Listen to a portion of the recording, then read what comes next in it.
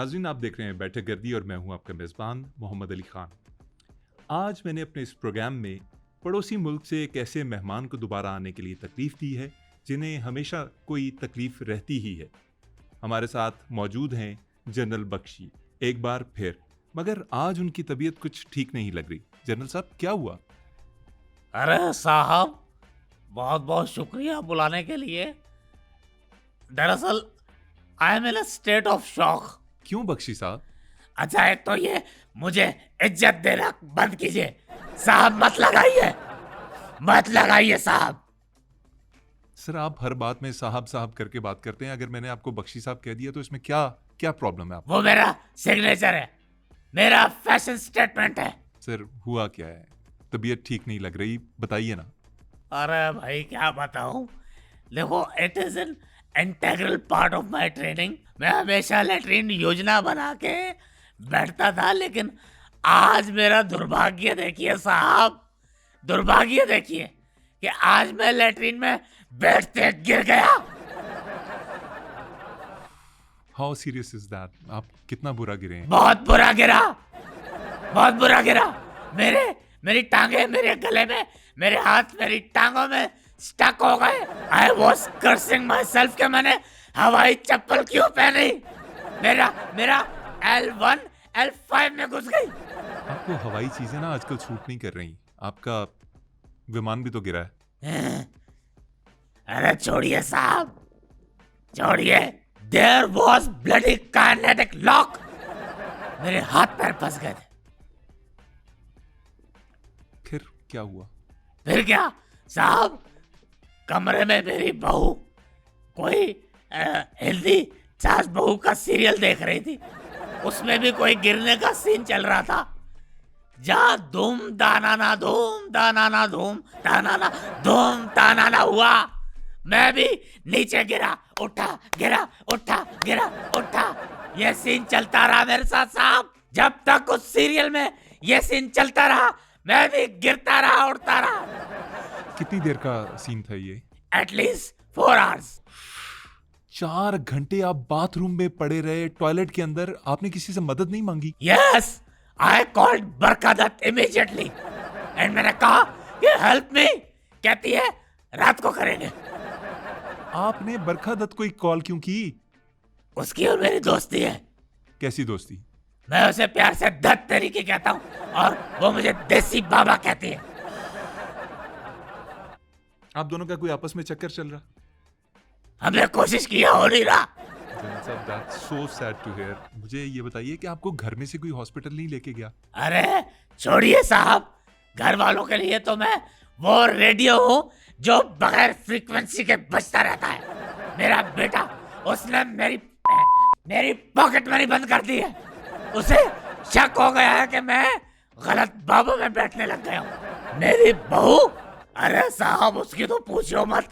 वो मेरे बेटे से बहुत आगे, 2 हाथ आगे उससे। वो मुझे खाना नहीं पूछती, हर वक्त ड्रामे की में घुसी रहती है। ये कोई तरीका है? ये कोई जिंदगी है? साहब आप ही बताइए, ऐसी जिंदगी जीने से इंसान मर जाए तब बेहतर है। जनरल साहब, मुझे आपका गुस्सा समझ आ रहा है। नहीं बताइए साहब, अरे साहब बताइए, ये कोई जिंदगी है? ये कोई जिंदगी है जिसे जिया जाए? नहीं, आपकी तो वाकई इस काबिल नहीं है कि जिया जाए। मुझे नीला तोता चटाओ, मैं जिंदा नहीं रहना चाहता। यहाँ कोई कुआं बताओ, मैं उसमें गिर कर अपने आप को खत्म करना चाहता हूँ। बात हो गई, बात हो गई। Enough is enough। ऊपर से आप लोगों ने हमें परेशान करके रखा। अरे बंदा कितना बोले, एक आदमी कितना बोले। ये साले मीडिया वाले मेरे देश के माइक लेके अपनी भैंस चुराने मेरे पास आ जाते हैं। क्यों? कोई और नहीं है मुल्क में, देश में कोई और नहीं जो इस विषय में बात कर सके साहब। बात हो गई। जनरल साहब, आप भी क्यों ऐसा बोलते हैं कि लोग सिर्फ टीआरपीज के लिए आपके दर पे खड़े रहें, आपको बुलाएं अपने शोज में? आप भी तो जहर घोलते हैं ना। अरे साहब, उन्हें मसाला मिलता है, मुझसे बेहतर मसाला कोई नहीं दे सकता। और मेरी बातें मेरे देश के लोगों के लिए बहुत अच्छी लगती है, लेकिन हकीकत का इससे कोई ताल्लुक नहीं। इन सब बातों का there is no connection with reality. General साहब, मैंने नोट किया है कि आप जो टॉयलेट में आज गिरे हैं ना, आपने बाकी जिस्म तो साफ कर लिया, लेकिन मुंह में अभी भी भरी हुई है। कहाँ लगी है साहब, कहाँ लगी है बताइए। अरे ये तो खट्टी है। जनरल साहब, आप इतने घटिया और गंदी बातें करने वाले इंसान हैं कि आपने ये बात इतनी आसानी से कह दी। ये हमारी ट्रेनिंग का हिस्सा है। अगर कहीं कुछ हमें खाने को नहीं मिले तो हमें अलाउ होता है। ये सिर्फ भारत में ट्रेनिंग होती होगी भाई। हाँ, मैंने कब कहा कि आपके यहाँ पे।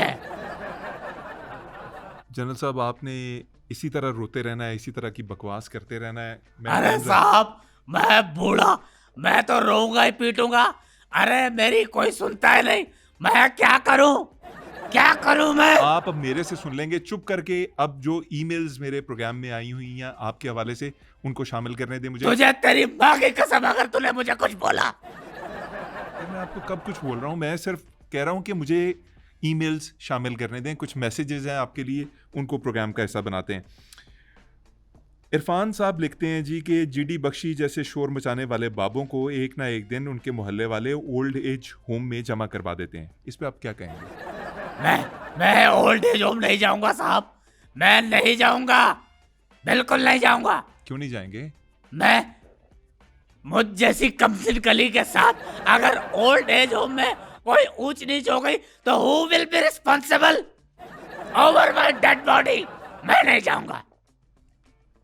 ठीक है, मेरा काम था सिर्फ सवाल पूछना। अब आपने मुझे कसम दी हुई है तो मैं खुद से कुछ नहीं कहूँगा। ईमेल और ऐड करते हैं। इंडिया से राकेश लिख रहे हैं कि GD Bakshi, India performed real poorly. अपने भाषण बंद कर दें। मुंह के फायर का अगर कोई अवार्ड होता तो वो आप जैसे लोगों को मिलता। ये सवाल किसने किया है? राकेश साहब हैं इंडिया से। सबसे पहले तो राकेश, थोड़े शेम ऑन यू राकेश। क्या सोच के, how dare you to ask this question from me? Don't teach us how to be defeated by enemy. Don't teach us how to fall from the sky. Don't teach us how to drown. You naughty, shame on you. और राकेश भाई को ये भी आज पता चल जाएगा ये पॉडकास्ट देखे कि आज भी आप ड्राउन होके आए हैं अपने ही गंद में। मैंने कुछ नहीं कहा आपको, मैंने आई हैव सेड नथिंग। मैं सिर्फ बता रहा हूँ फैक्ट्स।